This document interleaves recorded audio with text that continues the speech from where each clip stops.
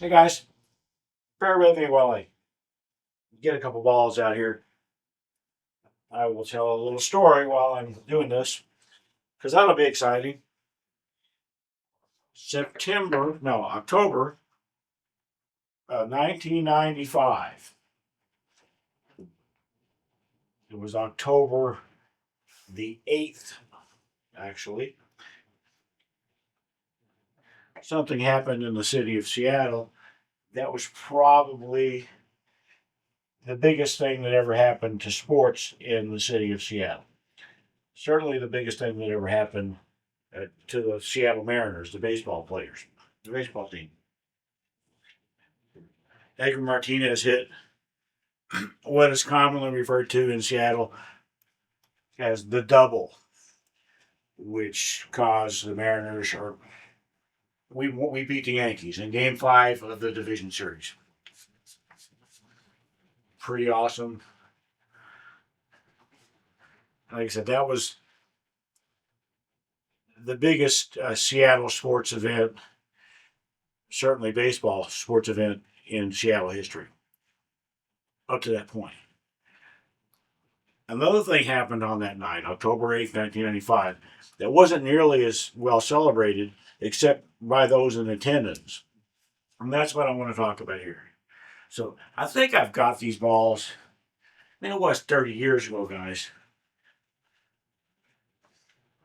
So my team is playing a league match, and my five is playing. And he's a good five. He's one of those. Fives are my favorite APA players to coach and be on a team with and all that because they're still wonderfully willing to learn, but they're definitely serious about the game and all that stuff. So my five is playing, and I think there were probably a couple other strikes on the table, but he's got solids. He's got the five, and he's got the eight. A stop shot on the five cannot make the eight because the 11 is in the way.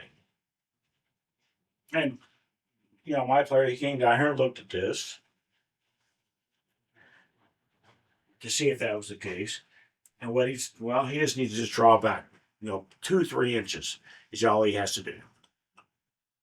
And I was standing like about this angle, basically just watching to make sure he wasn't going to try something silly like put follow on the ball, bounce off the short rail, because you can scratch too easily on shots like that if you don't hit it perfect.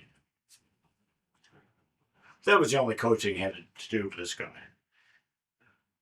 He got lined up for the five to draw it back 2 or 3 inches. And that is not what he did. On that occasion, October 8th, 1995, he hit what I still to this day say is the most perfect draw stroke that I've ever seen. This ball sat here spinning. It seemed like a year, but it was probably more like a couple seconds. And then shot back into that corner, accelerating all the way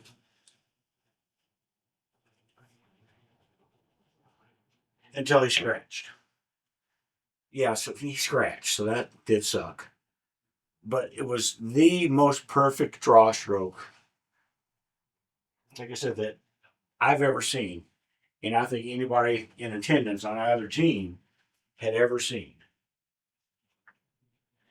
And he wasn't even trying. He was not even trying.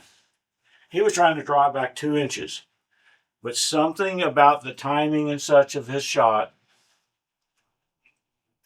everything all came together at once. And he hit the shot so perfectly that that was a good shot. There are players that go their entire playing lives never hitting a draw shot that good. Never.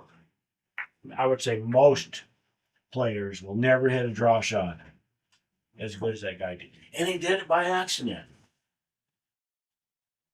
It's one of the things that I've wondered about a few times over the years is if somebody can do something that wonderful by accident, shouldn't it be possible for them to do something that wonderful on purpose? If they could just get all the variables and everything correct. I hope, I hope you guys aren't sitting here watching me going, and I'm going to demonstrate. No, I'm not. And I apologize if I gave the impression that I was going to do that.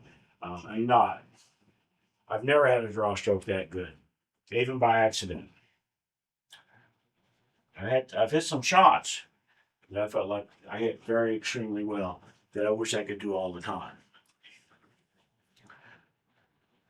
but never that good of a draw stroke, which was a mistake. He didn't want to draw back 8 feet and stretch. I don't think it mattered. I'm pretty sure he won that game anyway. Remember, there were some other strikes on the table. I think he won that game anyway. Shortly after that is when Edgar Martinez hit the double, and everybody in the bars running, going around high fiving each other and all that. So my memory of that night is mostly of the Mariners winning the series against the Yankees. I'm not one of. That's what Ty was trying to do. That's what he was trying to do. Shoot it, draw back 2 or 3 inches, and shoot the 8. Easy peasy lemon squeezy, right? Unless everything comes together and you hit the most perfect pull shot that a lot of people have ever seen in their life, and the ball goes like that with a draw stroke. It was unbelievable. And I wish a lot of things, but anybody that saw that, I mean, man, I wish I could hit a shot that good. Man, I wish I could hit a shot that good. And my player, my 5 Ty, he can now say, I don't even know if he's still playing. I don't know if he's still alive or whatever.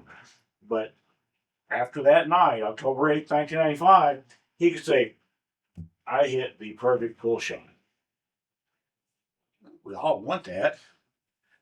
Most of us probably also want to hit multiple perfect pull shots in succession. And I'm not talking about dead stroke. Dead stroke, you kind of have to, I guess, pay a little bit of attention.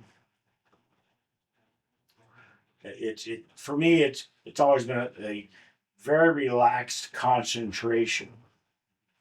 Like if you've ever read The Inner Game of Tennis, he talks about relaxed concentration.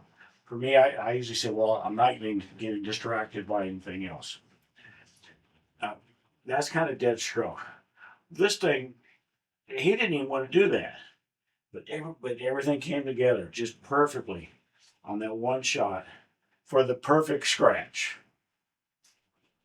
Nobody cared. We were all just, oh my gosh. That was incredible. That was incredible. And it really was incredible. And I wish I could do it all the time. Most people that have ever seen anything like that probably wish they could do it all the time. I've seen some good players play some very good shots, have some very good strokes on the ball. I don't think I've ever seen anything like that where it didn't. Like if Shane does something like that, you can tell that's what he's trying to do. He's concentrating and all that. My player wasn't concentrating. He wasn't trying to do that. Everything just came together for him. It was incredible. And I wish I would see it again before I die. Probably won't. But I wasn't expecting to see it that night in 1995. My 5 wasn't expecting to do it that night in 1995. But he did. And he's got that. Like I said, if he's still alive and all that, he's always had that moment of hitting the best stroke, one of the best strokes that has ever been hit in pool. It was awesome. I'm a little bit jealous. I was a little bit jealous back then. Still a little bit jealous, but good for him, man. It was great. It was something to behold.